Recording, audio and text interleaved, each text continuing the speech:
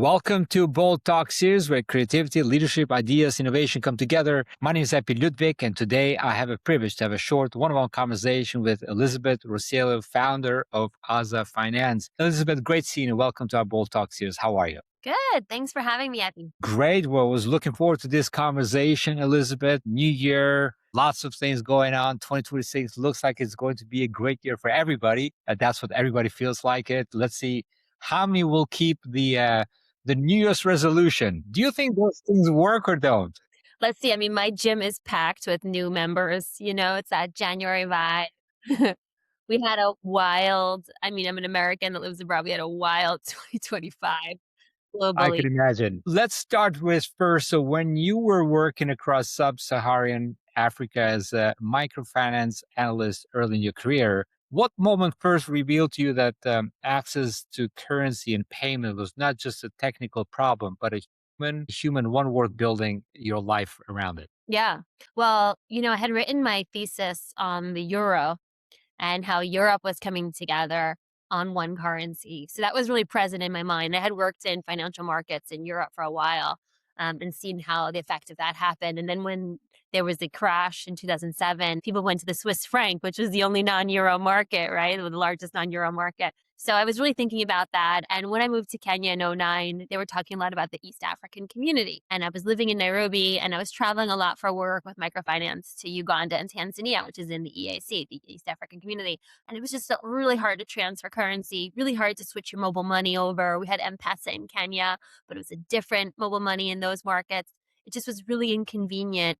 And we were kind of living across borders. And these are small countries, right? So it was like moving from state to state in the US and constantly having to switch your currency. So having lived in Europe and then having lived in another market with such close borders where I was really coming to mind, like, this is impossible to do. You're losing money, you're losing access. And so then when I started working in West Africa and Nigeria and going back and forth from Nairobi to Lagos, I was like, this is impossible because the Naira was fluctuating so widely.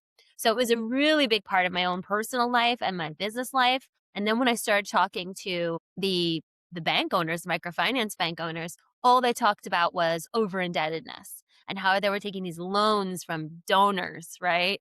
These aid foundations were giving them loans at 12, 14, 16%.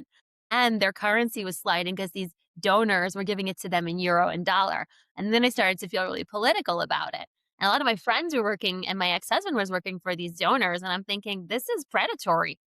You know, there's like that great book, Confessions of an Economic Hitman, right? We had studied that in grad school about the World Bank, and you see that across all development institutions. And so I was really struggling because I was there on the ground working with the CEOs, the treasurers, the CFOs of these institutions, and they have, washerwomen, fisherwomen, farming communities, really like the people of the earth, like really trying to make something happen, saving $100, $200.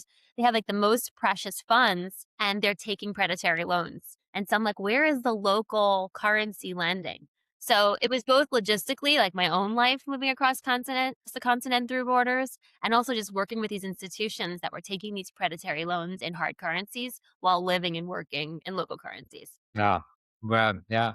I mean, when you see that, I remember, we're talking about the inflation and and there's a hyperinflation. I remember because I was born in former Yugoslavia in Kosovo, and I experienced hyperinflation. I completely understand what it means. Like when, the hyperinflation kicks in, the currency goes off the chart and people have no clue how to really like keep with the daily expenses, the products going crazy. But this is really interesting. But what gave you confidence to start there instead of following a safer path, Elizabeth? To be fair, it was like gender based, right? I started having kids while Yeah. I was doing this job. I got pregnant twice in a row and I was still working for microfinance groups. But every time I went for a higher job, they would interview me 4, 5, 6 times, pump me for information, and then hire a male who had less experience. And then he would call me up and say, hey, I just got hired for the job they didn't hire you for. Are you free for lunch to tell me how to do this job? And I was like, what's going on? And they're like, well, you can't take this job. You have 2 children. And I'm like, well, you gave the job to my ex-husband. He's got the same kids as me, literally the same kids. So I was like, what's going on? And then a friend of mine who runs her own business, my best friend there, she's like, just do it yourself. And I met a seed investor who was like, I'm giving out checks to people interested in technology, and definitely I'm interested in Bitcoin. And if you can find a business model with this, I'll invest in you. And so I was like, I have nothing to lose, which is sometimes the best motivation to get going. You feel like you're at the bottom. You have to prove to everybody what you're capable of. And, I had a real passion for what I had seen on the ground for 5 years. And I was really kind of frustrated and angry that my people, Europeans, Americans, were still doing this colonial behavior and lending. And I was like, this is messed up. So I thought if I can do one drop in the bucket to help, why not? And that's what you did. That's amazing. And as I grew into market maker across major African currencies, what was the hardest invisible problem you had to solve that the outsiders still underestimate about building trust? And because this is like a cross border financing, right? Yeah. So look, when there's a problem, people are looking for solutions. The great thing about digital finance is, whether we were using stable coins or cryptocurrencies or digital currencies or, mobile money, all of those are instant settlement or very almost near instant settlement. A customer can see very quickly if this works. And if it works, they will use it. Now, obviously, the bigger customers take time to get to know you, longer sales cycle. Customers were never a problem. In fact, until the very end, our customers were like, no, we love you. Stay here. You're our only solution. The biggest problem was regulation. We were about 10 years too early. And, we came into the market in 2013 with Bitpesa. That was wild. Nobody was using Bitcoin then. I have a thing on my wall here when Forbes did a thing on Bitcoin Africa. That was what, like 2017, and that was still revolutionary. And we were already in it for 4 years. So, I mean, it was really early days. So regulators made it really difficult for us. Banks made it difficult for us. And then when regulations started to come out, you had a lot of new entrants, but still, it's still happening there. I think only now with Trump and global G8 currencies moving into this and in the really big banks moving into it, are we finally seeing momentum? Yeah. Yeah, it's exciting times, challenging time. The when it comes to the policies being and kind of crushing some kind of innovation, they move slow in some like in Europe, in Africa. And you're based where in Nairobi back there when you started, or where Yeah, I was it? started from Nairobi. I've been living there, I think 5 years at the time. I stayed another couple years in Nairobi. I opened up Uganda and Tanzania while based in Nairobi. Then I moved my kids and my family to Lagos, and we were there for about half a year getting things going. And then we moved on to Senegal, and we stayed there a couple years. And I was in Lagos, I guess, once every 2 weeks for a week. So it was intense. At the peak, I think I was sleeping on a plane 8 nights a month, going between Senegal, Lagos. We opened Ghana. We had a DRC was open for a while. We bought a company in South Africa. We opened Morocco. We bought a company in Spain. I mean, it was intense, Wow, really hitting the pavement and built some incredible teams across the continent. So, that's amazing. it's not for the weak. Yeah, definitely. It's not for faint-hearted, right? So you definitely have shown that resilience. And Elizabeth, can you share a decision where expansion felt genuinely risky and how you balance speed with responsibility? Yeah, I mean, I have so many. I mean, when we went to DRC, it was such a big market, right? The Democratic Republic of Congo is immense. It's huge. There was like nobody in there. The rates were wild. It seemed so right population, but logistically, it was just impossible. You couldn't phone any of the banks. You couldn't call. Email wasn't working. Now, when you were in DRC, it was fine, but just like cross border communication was really tough. This is again back in 2017, 2018.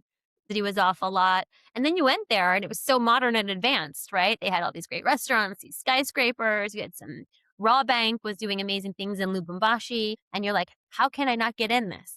But these kind of like getting in and out was just really tough. So we ended up pulling out of DRC, which was a shame because I still think it has huge potential. And Vodafone was struggling to go in there, Pro Credit Bank. There was a lot of interesting things happen. That was one of the ones where we were like, we have to give up a mega market. And later on, we kind of came back in through Cameroon, and then Ghana for a long time, took a long time to get off, where again, the regulator kind of stalled and said, we're not giving any licenses out and we're going to, really cramp down on anybody that's not Guinean. So that was a tough one and took us a long time to get going there, but we were patient and waited it out, and we ended up having a great Ghanaian business. Wow. Elizabeth, you're probably the most bravest and boldest woman that I ever seen. So I'm glad that Thank we had you. this I don't know about that. conversation. I don't know how many women you see, but I know a lot of women stronger than. Now, how do you learn to assemble these teams that could think globally while operating deeply regionally? As founders, you have like a couple of options, right? You can do the cult of personality where it's like, Elizabeth Pessa, follow me, that works a little bit sometimes, but then pretty quickly people are like, who the hell is this lady? You can do what we call little fiefdoms where you have opcos in each market. I hate that model because you run the risk of having little kings and queens who run amok, right? And you get like one subsidiary or one opco that just kind of veers left and you're like, come back to the fold. We have had that happen so many times. And that's typically the structure in Africa. You get like a UN agency in, and each market runs like their own company. You see that with the telcos a lot, where like the Nigerian MTN is so different from South Africa, right? And it's really difficult to get them to follow the same culture. What we tried to do is create a new culture, an AZA culture or Bepesa culture originally, and we called everybody AZA Watus, which means people of the AZA in Swahili. And we really tried to create, what does this company culture want?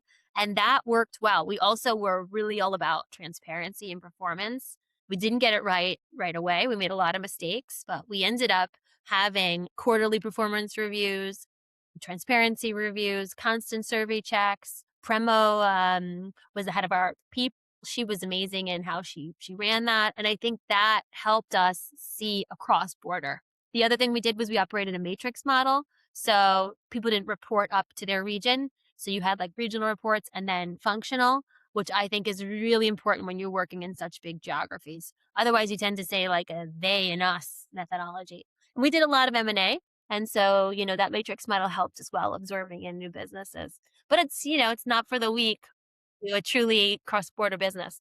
Yeah, well, it very interesting because the way how you really studied the market, because the market is very complex and people go with this attitude like you mentioned, and this is also a very sensitive market because it's been colonized from all these nations who really didn't really belong there, culturally or anything like it. So I'm glad that you really like went with created some new model that truly worked well and created really amazing resilient culture that can be used and for other markets as well. Now, Elizabeth, I really enjoyed this conversation. This is a short format podcast. I love to ask this question, which I ask to all my guests. That is about the word bold. What does that mean to you personally? Well, I think I try to live my life boldly, which means, without fear, with bravery, and unafraid to do something different, to stand out, right? To be in a different italic, to really kind of look and be different. And I think you can only really make change and move forward if you step away from the pack. And so that's something that I try to think about when I make decisions. And you certainly did that and doing it. Elizabeth, so glad that I reached out and have this conversation. Until next time, hope we do is probably a longer format conversation. We'll go deep into the culture that you built. Until that time, take care, be great, and be bold always. Bye bye. Thank you. Thank you.